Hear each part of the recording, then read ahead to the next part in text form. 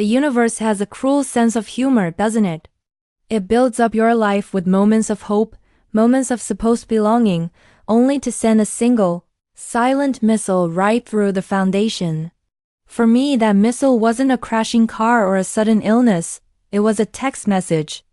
A few simple words delivered with the clinical coldness of a doctor delivering bad news. I remember that day like it was yesterday. The air in my tiny apartment was thick with the scent of coffee and a low hum of nervous excitement.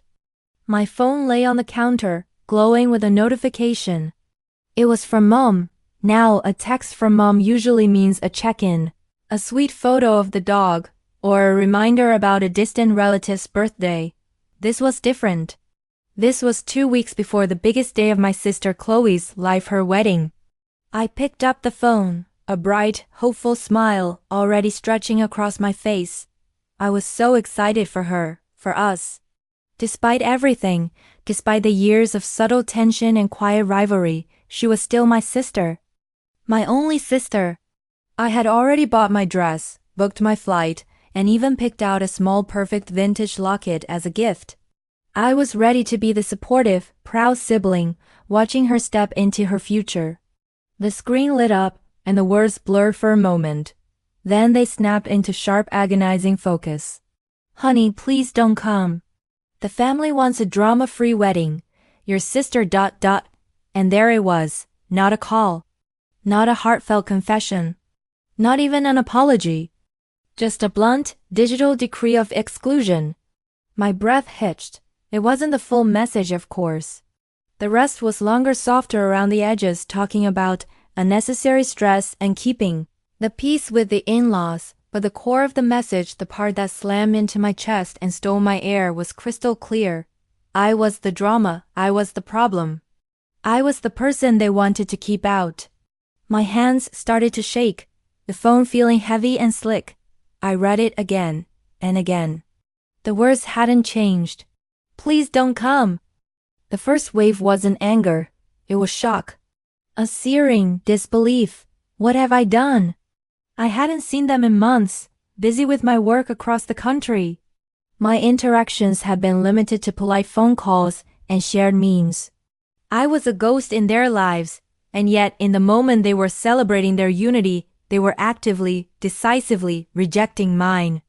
And then the second wave, the icy grip of realization. My sister. The text mentioned the family, but the subtext was screaming. Mom wouldn't send that text unless Chloe had explicitly asked her to. Chloe was hiding behind our mother's kind, protective shield, letting her deliver the killing blow. My sister. She was the one who was supposed to stand by me. The one who shared my childhood bedroom, my secrets, my DNA. She was trading me her blood for a drama-free wedding. My mind raced, clawing through years of memories. Was it that fight we had in college? Was it because I'd moved away and wasn't close enough? Was it just me? The hopeful excitement from minutes before evaporated, replaced by a vacuum of emptiness so profound it felt physical. I sank onto my couch, the world outside my window, the chirping birds, the distant traffic suddenly sounding muted and irrelevant. The locket I'd bought, still sitting in its velvet box, suddenly felt like a heavy, useless stone. I looked at the text one last time, my eyes stinging. The family wants a drama-free wedding. That's when the third and most dangerous wave hit. Anger, a cold, quiet, focused fury that didn't scream or rage, but instead settled deep in my core like molten metal. Drama-free? They wanted a nice, clean, simple day where they didn't have to deal with the messy reality of their lives or me. Well, I thought, staring blankly at the wall, they had just defined the terms of engagement. They had just declared me an outsider. And you know what an outsider is free to do? Anything they want. The invitation to the wedding was no longer a beautiful piece of cardstock. It was a declaration of war, signed by my own family. And I was about to RSVP in a way they would never ever forget. But how do you fight a battle when you've already been exiled? How do you exact a price when they don't even think you're worth the trouble of a confrontation? The answer, I realized, was not to crash the wedding. It was something far more precise. Something that would dismantle the very foundation of their perfect, drama-free world without me even setting foot in the church. I just needed to find the secret they were hiding. The one thing they wanted to keep drama-free the most. And in a family like mine, there was always a secret. The anger was the fuel, but I needed the map. To understand the gravity of this betrayal, you have to understand the history. This wasn't just about a wedding invitation. This was the brutal culmination of years of subtle rejection, the final unforgivable act in a long, painful drama I didn't even know I was performing in. Chloe and I weren't just sisters. We were born a year apart and were initially inseparable. We shared clothes, secrets whispered under the covers, and a mutual terror of our dad's occasional temper. But somewhere along the line the currents shifted. It started small. When I brought home a B, my mom would say, "That's nice, honey." When Chloe brought home an A, the whole house celebrated with pizza. When I got into my second-choice college, it was treated as a quiet consolation. When Chloe was accepted into her dream school, my parents threw a huge party, proudly displaying the banner in the living room for weeks. I was the emotional one, the one who felt things too deeply, the one who challenged my father's rigid expectations, the one who dared to move 1,000 miles away to pursue a creative career they deemed unstable. Chloe, on the other hand, was the sensible one, the successful one, the one who stayed close, took the stable corporate job, and was marrying the perfect fiancé Ethan, a man with a great job, great connections, and a family with money. You see the pattern? I was the messy reality they wanted to edit out of their perfect family photo. Chloe was the polished version they desperately wanted to project to the world. And now, with this wedding, this pinnacle of their achievement, they were making the final cut. They were removing the unwanted element, me. I tried to call Mom first. 3 times. Straight to voicemail. I texted her back. I need to know why. Tell me the real reason. Her reply, hours later, was swift and sterile. We love you, honey, but this is what Chloe wants. Please respect her wishes. Don't ruin her day. The omission of I in her response was deafening. This is what Chloe wants. I didn't call Chloe. I knew what I would get. A flurry of self-pity, a barrage of excuses, and a casual cruelty hidden behind saccharine sweet words like, "You know how sensitive you are, sis. I just can't handle a potential scene." No, a conversation with her would only dilute the clarity of my fury. She had made her choice, and her silence since the text was all the confirmation I needed. She was a coward hiding behind my mother. I decided right then that I would not beg. I would not plead. I would not allow myself to be treated as a stray dog waiting for a scrap of kindness. I would not be the drama. I would be the catalyst. I started digging. Not into my sister's past, which I mostly knew, but into her fiancé, Ethan, the perfect man, the cornerstone of the drama-free future.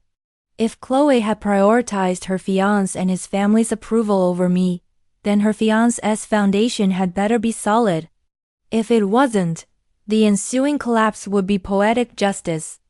My professional background was in research and journalism, a skill set I had honed for years. Now I was turning those meticulous, relentless tools onto the one family that had ever truly wounded me. I started with public records, then moved to social media profiles, archived news articles, and professional networking sites. I spent days staring at Ethan's seemingly flawless online persona, the philanthropic contributions, the smiley engagement photos, the impressive career trajectory. It was all too smooth. Too perfect. I realized I needed to step beyond the digital facade. I needed a window into his real life, his real stresses, his real secrets. I remembered a passing comment Chloe had made months ago about Ethan's old business partner, a man named Mark who had a nasty falling out with him years ago. Chloe had waved it off as typical corporate drama, but to me, it was a flashing red light. An enemy of my enemy. A loose thread. I found Mark quickly. He was now running a smaller, successful operation on the other side of the state. It took a few carefully worded anonymous emails, just enough to sound like a genuine professional inquiry, to get him to agree to a discreet video call. I needed to know the nature of the falling out. I needed to know what Ethan was capable of. As I waited for the call time, a profound sense of sadness washed over me. I wasn't just looking for dirt on a stranger. I was preparing to destroy the one thing my sister cherished most, the thing she had chosen over me. Could I really do this? Could I inflict that kind of pain even on someone who has so thoroughly betrayed me? Then, I remembered Mom's text. Please don't come. The family wants a drama-free wedding. And the doubt evaporated, replaced by the cold, clear logic of retribution. They wanted a perfect image? I would expose the raw beneath the varnish. The video call connected. Mark's face filled my screen, his expression guarded, cynical. You said you were interested in the history of Ethan K. Mark started, his voice a low growl. Let me tell you, I know all about his history. Especially the chapter where he destroyed everything I built. Mark's story was not a casual corporate disagreement. It was a blueprint for calculated ruthlessness. He and Ethan had co-founded a tech startup years ago. Mark was the visionary, the developer. Ethan was the business face, the numbers man, the one who handled the investors and the contracts. Ethan, Mark explained, his eyes burning with years of resentment, is a master of illusion. He's charming, trustworthy, a great performer. He made investors fall in love with him. He made me trust him implicitly. The core of the betrayal was a financial maneuver. As the company grew, Ethan suggested restructuring the ownership, a move he presented as standardizing for future investment rounds. Mark, buried in code and trusting his partner, signed the papers without a deep dive.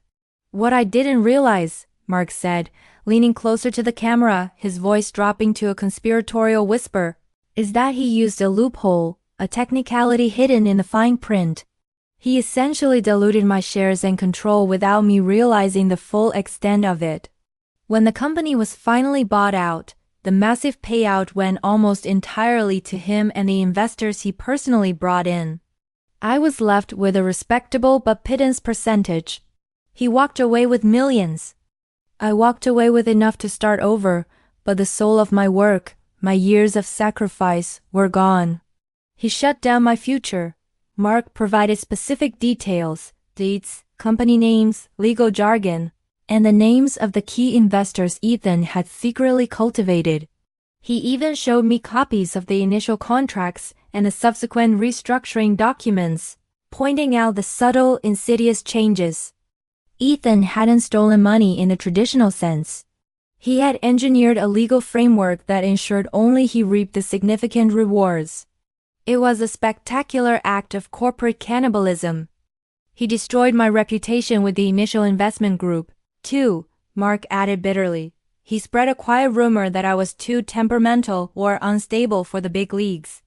It was all a lie to make sure I couldn't challenge the deal later.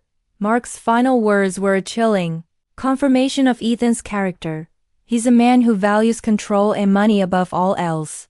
He'll smile at you while he's signing away your life. He sees people as tools, not partners. And he will never ever let anything threaten his perfectly constructed public image. That wedding? It's just another perfect asset for him.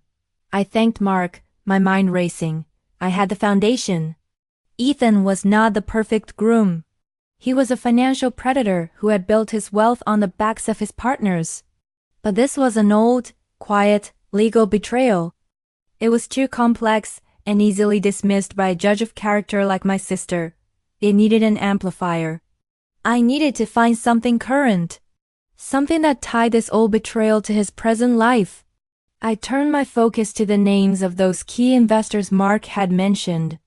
They were powerful people, financiers, venture capitalists, and a few high-profile figures in the city where Ethan and Chloe were getting married. I created a fake, highly professional-looking consulting profile and started engaging with these contacts online, subtly asking about their recent investments and professional associations. One of the names, Mr. Harrison, was particularly interesting. I found an obscure local business journal article from 6 months ago detailing Mr. Harrison's recent withdrawal from a major philanthropic board. The article mentioned a difference in business ethics involving a new investment firm he was a part of. The name of that new investment firm? The firm where Ethan was now a managing partner. A thrill of ice-cold excitement shot through me. Mr. Harrison was an older, highly respected pillar of the community, known for his integrity.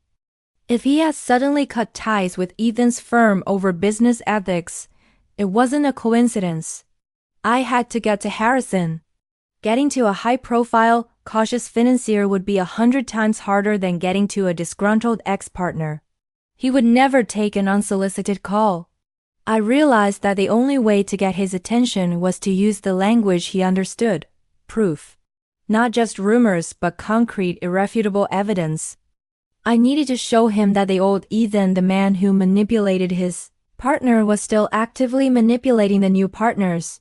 And to do that, I had to find the secret that had forced Mr. Harrison to quietly cut his ties.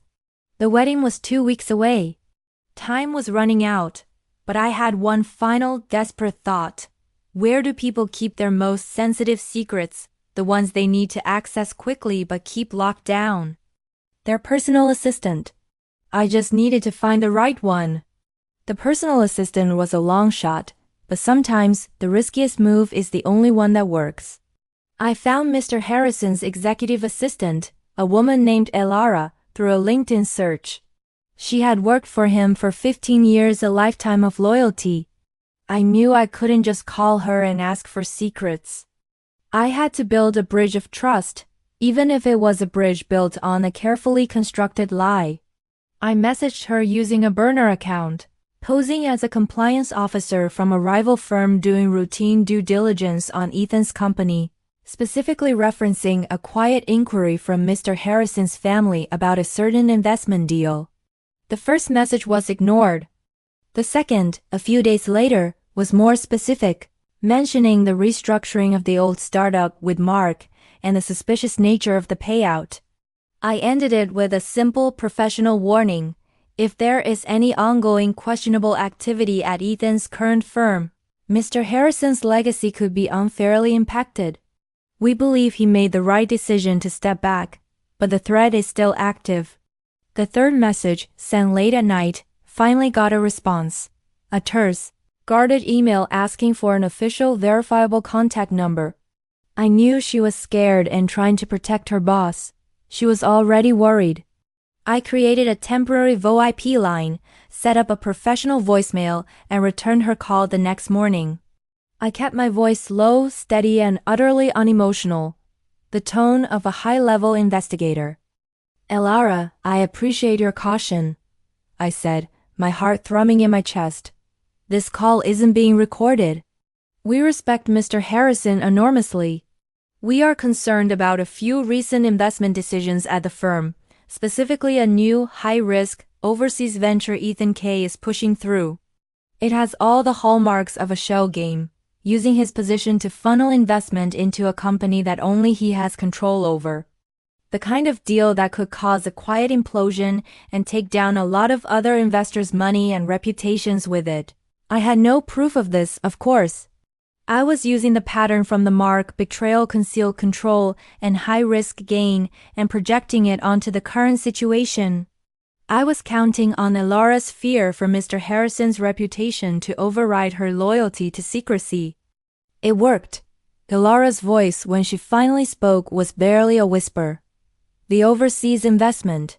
The Vasilis Group... Mr. Harrison tried to stop that.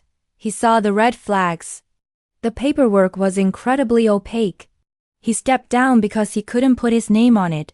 He warned the board. No one listened. They were too blinded by Ethan's promises of explosive returns. Vasilis Group. I had a name. A current, high-risk scandal waiting to happen. But this was still just a suspicion. I needed more. Elara, I pressed gently. Did Mr. Harrison ever express why he thought it was a shell game? Did he mention any specific irregularity in the documents that made him so certain? There was a long silence filled with the crackle of a distant phone line. I was asking her to betray her employer's trust, even if it was for his own good. He told me to quietly make copies of some of the initial correspondence, she finally admitted, her voice trembling. Just the emails between Ethan and a Vasilis Group's contact before the official contracts were signed. He wanted to keep them separate from the firm's main files, just in case he needed to protect himself legally down the line. They're on a flash drive he keeps locked in his private study safe. My breath caught. A flash drive, evidence, proof. Ilara, I said, my voice now urgent but still calm. The wedding is 2 weeks away. If Ethan is successful, this investment could be finalized soon after. His firm could be sitting on a powder keg. If you can give me access to those documents, I promise you, I will only use them to expose the truth to the proper, non-firm authorities. I can protect Mr. Harrison's reputation and stop a financial disaster. I didn't lie to her about what I was going to do. I was going to expose Ethan, full stop. The promise to protect Mr. Harrison was the lever I needed. Ilara hesitated for a few agonizing minutes. Then, with a profound sigh of resignation, she named a small, quiet public park on the edge of the city and gave me a time for a meeting the next day. I hung up the phone and felt the full weight of what I was doing. I wasn't just exposing a jerk. I was threatening to completely destroy my sister's future, her entire life plan, simply because she had deemed me a drama risk.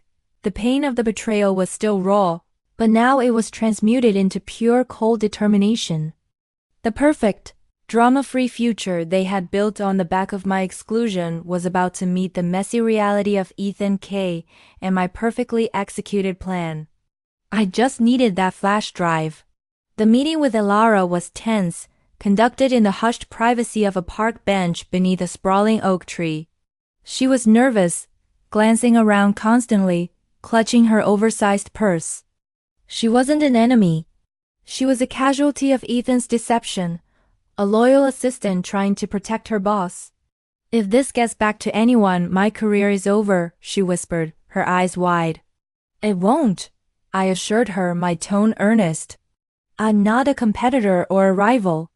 I am a person with a vested interest in stopping a fraud before it completely implodes and drags good people like Mr. Harrison down with it. I will ensure the information reaches the correct authorities discreetly. I gave her a small, nondescript storage device. She opened her purse and with a practiced furtive movement slid a standard-looking metallic flash drive into my hand. It was cold, heavy, and felt like a ticking time bomb. The key is in the dates, she murmured. Pay attention to the emails from 6 months ago, right before Mr. Harrison pulled out. They show a clear shift in the flow of money. It doesn't go to the project. It goes to an offshore holding company that Ethan controls. I thanked her again, promised her silence, and left the park immediately. I didn't open the flash drive in my apartment. I didn't want any trace on my personal computer. I went to a public library, found a quiet corner, and plugged the drive into a publicly accessible terminal. The files were meticulously organized, a testament to Ilara's precision. I started with the recent correspondence regarding the Vasilis Group. It was complex, filled with jargon, but the crucial evidence was undeniable. The initial financial documents showed investment funds being routed through a shell company in the Cayman Islands, the sole listed director of which was a corporate entity whose registration documents also included on the drive were signed by a legal alias that only an expert forensic accountant would ever be able to link back to Ethan. But the flash drive contained something even more damning. The early unedited internal emails between Ethan and the Vasilis contact were written in a casual, congratulatory tone. They weren't discussing investment returns. They were discussing the new toy box and how well the shell was positioned for their personal, immediate gain. It was a clear, smoking gun proving a deliberate, illegal scheme to siphon investor money for Ethan's private use. The full exposure would not just ruin his career. It would lead to a total, humiliating destruction of his professional life, and likely criminal charges. This was it. The absolute, undeniable proof of the man my sister was choosing over me. Now came the hardest part, the delivery. I couldn't just hand it to the authorities. That would be too quiet, too easy. My family would simply say I was a disgruntled sister trying to ruin a wedding. They would rally around Chloe and Ethan, and I would be further cemented as the drama they had to protect themselves from. No, the evidence had to be delivered with maximum emotional and public impact, but without me being the obvious perpetrator. I needed to expose Ethan to the people who mattered most to him, his new, powerful in-laws and Chloe. The wedding was in 10 days. The rehearsal dinner was scheduled for the night before, a lavish, intimate affair for only the closest family and the bridal party. That was the window. Not the wedding. The wedding would be chaos. The rehearsal dinner, that's where the walls came down. My plan was precise, quiet, and designed for maximum emotional shrapnel. I will compile the most damning evidence, a few key emails, and the corporate registration for the shell company into a single, small, discreet report. I would print a single high-quality copy. I would hire a completely anonymous, reputable courier service to deliver a small, unmarked box to the venue of the rehearsal dinner. The package would be addressed not to Chloe or Ethan, but to Mr. and Mrs. Albright, Chloe's future in-laws. This was crucial. They were the key to the entire drama-free facade. The courier would be instructed to deliver the package at the exact moment the toasts began. The moment where Ethan was most vulnerable, most proud, and most assured of his perfect future. Inside the box, tucked beneath the printed report, would be a small handwritten note, sealed in a simple anonymous envelope. It wouldn't accuse. It would simply suggest, look into the Vasilis group, protect your daughter before it's too late. A friend. I would not sign it. I would not be there. I would be a phantom. The evidence would speak for itself, landing in the hands of the people with the most to lose from Ethan's exposure, his powerful, high society in-laws. They were the ones who would immediately understand the gravity of financial ruin and reputation destruction.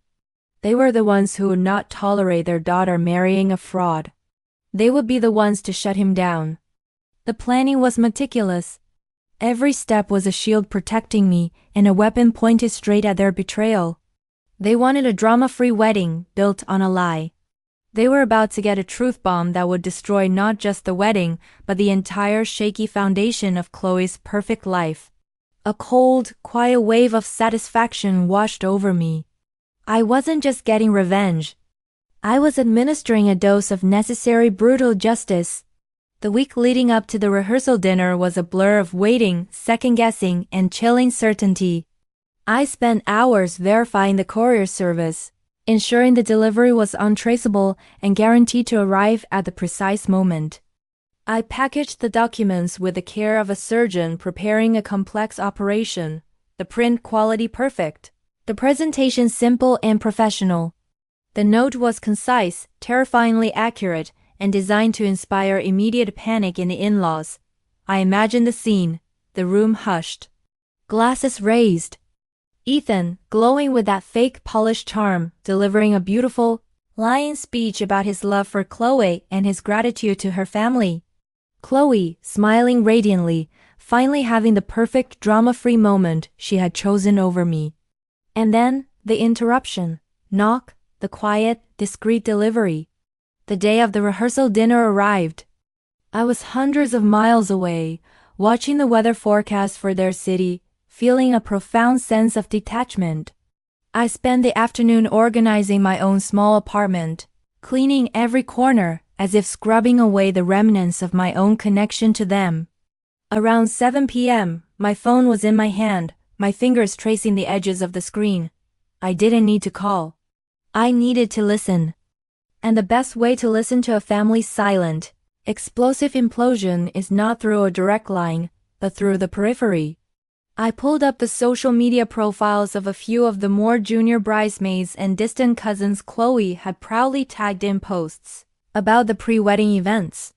For the first hour, everything was the perfect picture of celebration.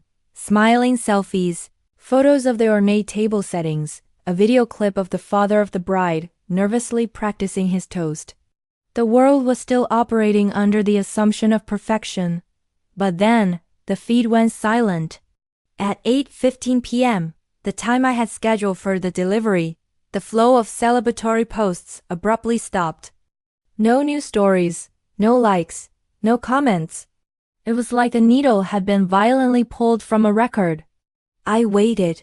My heart beat a heavy steady rhythm against my ribs. I knew the package had arrived. The courier service had sent a simple, automated confirmation, delivery completed. Now, the evidence was in the hands of Mr. Albright, Chloe's incredibly wealthy and influential future father-in-law. A man who was meticulous about his family's reputation and financial security. I imagined him excusing himself from the table, taking the unmarked envelope into a quiet corner, maybe the study. I imagined his initial annoyance at the interruption turning to cold, white-hot horror as he skimmed the evidence. The documents would be simple enough for him, a man who lived in the world of high finance, to instantly grasp the implications. Vasilis Group, offshore shell. Direct link to Ethan's signature on the secondary incorporation papers. He wouldn't need a forensic accountant to connect the dots. He would see the pattern, the calculated, deliberate structure to defraud investors. He would realize that his future son-in-law wasn't just a jerk. He was a criminal who was about to drag the Albright family name and their substantial capital through a catastrophic reputation-shredding scandal. My phone rang. It wasn't Mom. It wasn't Chloe. It was my Aunt Carol, a relative known for being a delightful but relentless source of family gossip. Her voice, usually booming with cheer, was tight, strained, and filled with a kind of delicious, horrified fascination. "Oh my God, honey, I just had to call you," she gasped, barely taking a breath. "I was just talking to one of the caterers who worked the dinner. It was a disaster. A total, humiliating disaster." I gripped the phone, a profound sense of relief flooding through me. It wasn't the kind of relief that came from a happy ending, but the cold, satisfying relief of vindication. "Aunt Carol, what happened?"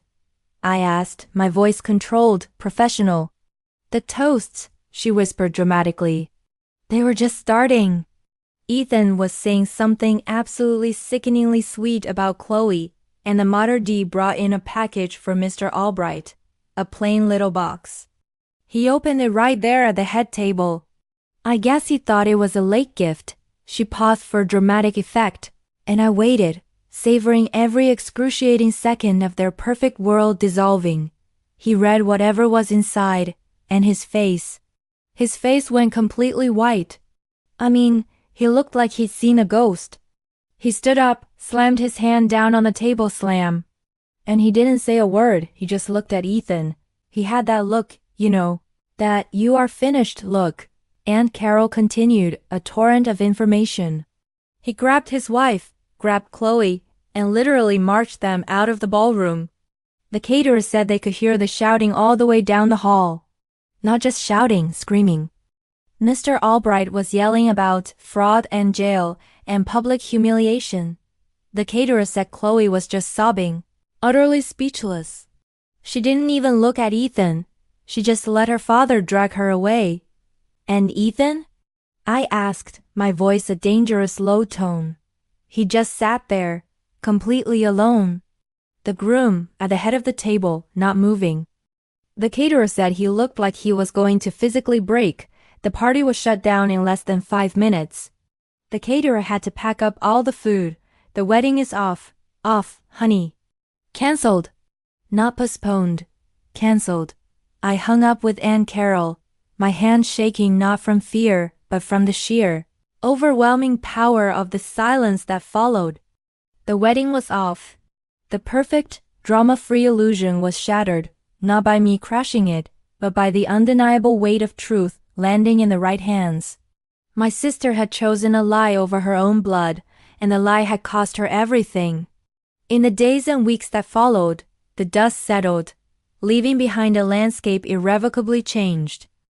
Ethan K. was officially under investigation for financial fraud, his perfect career completely destroyed. The Albrights, wounded but intact, protected their family and their money.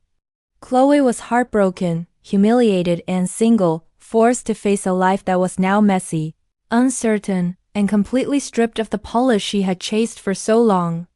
My family naturally was in a state of chaos. My phone finally started ringing off the hook, but this time it wasn't a text of exclusion. It was a barrage of confused, hysterical calls from mom and dad. I answered my mother's call on the third day. Her voice was raw, soaked in tears and confusion. "Where are you? Why didn't you answer? Chloe is a mess." "The wedding is gone, honey, gone. What happened? What did Ethan do?" I let her talk, listening to the full, devastating account of the argument between Chloe and Mr. Albright, of Chloe's shock, of Ethan's pathetic pleas of innocence that were instantly refuted by Mr. Albright's meticulous financial mind. "It was all a lie, Mom," I said, my voice quiet but firm. "Ethan was a fraud. He built his success on stealing from others and setting up a scheme that was about to ruin everyone who trusted him, including the Albrights. Chloe chose him. She chose that lie over everything. But the wedding," Mom wailed. "She was so happy. Why would anyone do this? Who sent those terrible papers?" And here it was, the moment of reckoning. She was still focused on who caused the drama, not why it was necessary. "Mom," I said, a profound weariness in my voice. 2 weeks ago, you sent me a text. You told me the family wanted a drama-free wedding. You told me not to come. You and Chloe made it clear that I was the problem, the messy piece you needed to cut out to protect your perfect image. I let the silence hang, heavy and suffocating. "Did you?" She stammered, the realization finally dawning. "No, Mom, I didn't send the papers." I lied smoothly, protecting Ilara and myself. "But I know the truth. I knew what Ethan was. He was the mess, the danger, the impending scandal you all tried so hard to avoid seeing. I was 1,000 miles away, and I saw the truth clearer than either of you. You all were so busy trying to maintain your image of perfection, you couldn't see the criminal standing right next to you. You were so desperate to keep the drama free you missed the real danger. I was 1,000 miles away, and I saw the truth clearer than either of you." I paused, thinking of Chloe. She had not called me. Not one text, not a single plea or even a furious accusation. Her silence was the loudest confirmation of her guilt. "The truth, Mom, is that Chloe chose her public image, her rich fiancé, her grand wedding, her sensible life over her own sister. She let you send that text. She decided the risk of my existence was greater than the risk of marrying a man who was clearly too good to be true. And she paid the price for that choice." My mother dissolved into fresh tears, not of anger, but of shame and defeat. "We were wrong, honey. I was wrong. I'm so sorry. I should never have sent that text. I should have stood up for you." "I know, Mom," I said, without emotion. "But being sorry doesn't change the years of being second best, and it certainly doesn't undo the text. You wanted a lesson in real drama? This is it. Real drama isn't a sister who moves away. Real drama is marrying a fraudster who is about to go to prison." I didn't let her apologize further. I didn't let her make excuses. I simply ended the call. It wasn't about forgiveness. It was about stating the impact. Chloe's reckoning came a week later. She finally called me not to rage, but to weep. She was devastated, her life plan reduced to ashes. She had moved out of their shared apartment. The Albrights were helping her legally extricate herself from everything, and Ethan had vanished with his reputation destroyed, facing a mounting pile of legal problems. "Why didn't you just tell me?" She choked out, her voice barely recognizable. "Why didn't you just come and warn me?" "You didn't want me there, Chloe," I stated calmly. "You sent me a message through Mom that I was the problem. You made a choice. And when you make a choice to cut out your own sister, you don't get a warning. You get the consequences." I didn't say another word. I didn't need to. The silence on the line, punctuated by her quiet sobs, was the final confirmation of her guilt and my complete, devastating victory. I had destroyed the lie, and in doing so I had finally, fully separated myself from the endless drama of their conditional love. The moral of this story isn't about the sweetness of revenge. It's about the brutal power of self-respect and the danger of conditional love. What happens when a person's entire identity is built on a perfectly curated image, the perfect job, the perfect partner, the perfect drama-free life? That image becomes their only truth. They will sacrifice anything, even their own family, to protect that facade. Chloe was so focused on being the sensible one that she could untolerate the idea of me, the emotional one, bring in any of my messy reality into her perfect day. And my mother, so conditioned to protecting Chloe's happiness and the family's image, simply became the courier of betrayal. What I learned in those agonizing 2 weeks of planning and execution is this: when you are excluded, you are simultaneously liberated. They exiled me, treating me as a non-factor, a piece of unwanted drama. By doing so, they stripped me of all obligation to protect them. They gave me the power of the outsider, the person with nothing to lose and no rules to follow. I didn't want the wedding ruined because I was jealous of my sister's happiness. I wanted it destroyed because it was the altar upon which they sacrificed my worth. It was the ultimate statement: you are not worthy of being here. The moment they treated me like an outsider, I became one.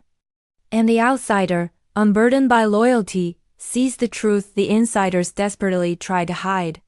I didn't physically harm anyone. I didn't break any laws. I simply delivered truth to the right person at the right time. I exposed a financial predator, protecting countless investors and potentially the Albright fortune, all while delivering a devastating blow to the people who cast me out.